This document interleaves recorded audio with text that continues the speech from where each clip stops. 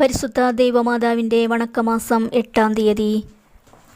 പരിശുദ്ധ കന്യകാമറിയത്തിൽ പ്രശോഭിച്ചിരുന്ന സുഹൃതങ്ങൾ. പരിശുദ്ധ കന്യകയിൽ സകല സുഹൃതങ്ങളും അതിൻ്റെ ഏറ്റവും വലിയ പൂർണ്ണതയിൽ പ്രശോഭിച്ചിരുന്നു.